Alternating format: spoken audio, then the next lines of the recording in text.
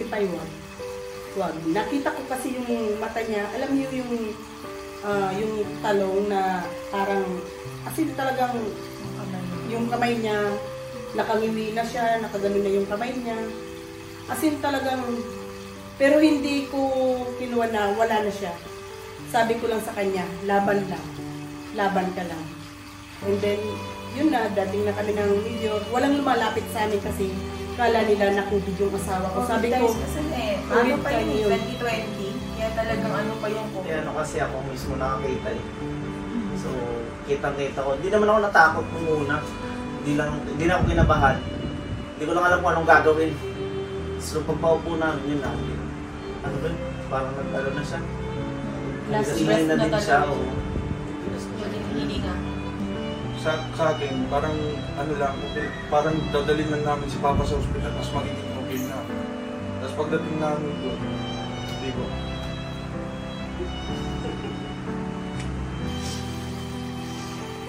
Ako, oo, tinanong ko kasi, ang bait kasi tatay, di ba? Siguro, yung ano nang talagang i-question na, bakit? Yun nga, bakit siya pa? Ang bait ng tatay, ang bait ng tao. Ano yun, sumisinok na ako.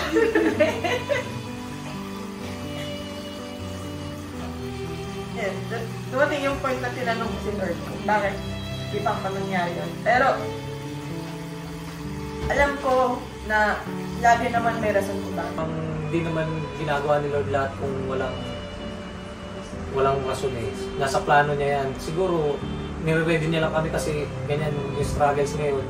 Nire-ready niya kami sa malaking opportunity o malaking pagbabago sa or blessing sa buhay namin. Kaya tumatag yung faith namin, lalo na yung kahit hindi namin hinihingi, binibigay na talaga. Eh sa times na may darating ng problema, for example, na sa visa niya, sa insurance and everything, parang laging may mangyari, mag-struggle muna kami. Pero I think tinatry ni Lord yung hanggang saan yung trust namin sa kanya. so, bigla na lang yung paulog ka na, bigla kang sasaluhin mo. Basta magtiwala ka lang sa kanya and surrender mo lang sa kanya. Surrender mo ang problema mo, parang kausap mo lang siya. Wala naman iba sa atin talaga makakatulong kundi siya lang. Lalo na sa amin. Blessing si Lord ang mga tao para tulungan kami. At yun din yung reason kung bakit mas umatatag at mas lumalalim yung faithfulness namin sa Kanya. Kasi every time na we needed ng tulong or may problema na tumadating sa amin, hindi man niya binibigay agad-agad. Pero yung time na parang mawawalan na kami ng pag-asa, pero lagi niya kami, parang tinatap niya kami na ano ba kayo? Nandito ako. Hindi ko kayo pinabayaan. Kailan ko ba kayo pinabayaan?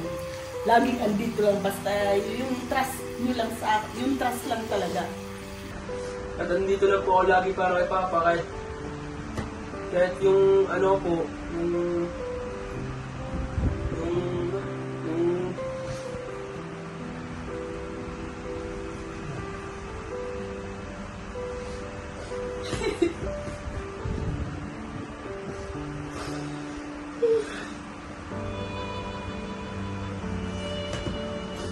Mapaharap siya ni Papa.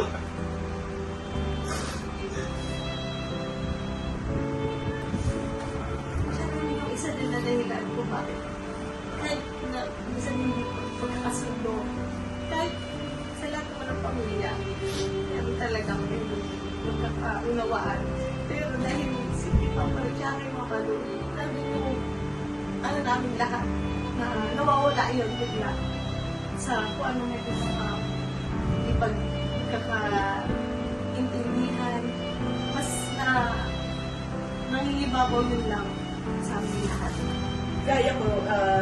Gaya nito sa asawa ko na may mga pinagdadaanan din sila. Huwag po kayong mawawalan ng pag-asa. Trust lang po kay Lord lahat. Huwag po kayong mawawalan ng pag-asa. Nasabi po na life testimony po talaga yung buhay namin, kaming Virtual na family po. Kasi when it comes na po sa finances, at kahit anong pong problema, though po yung pinagdadasal po namin is hindi po namin agad na nakukuha. Pero yun nga po yung sabi na sa Isaiah 16:22 na when the time is right, the Lord will make it happen. At sinusurrender ko lang talaga kay Lord lahat.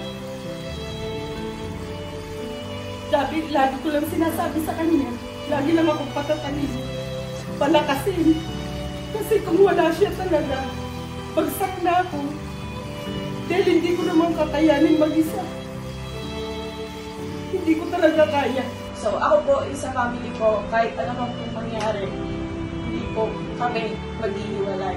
Mag-away-away man po, or kung ano man pong problema, nakikita ko po na mas tatatag pa po yung pamilya namin dahil din po kay Lord at dahil din po sa mga magulang.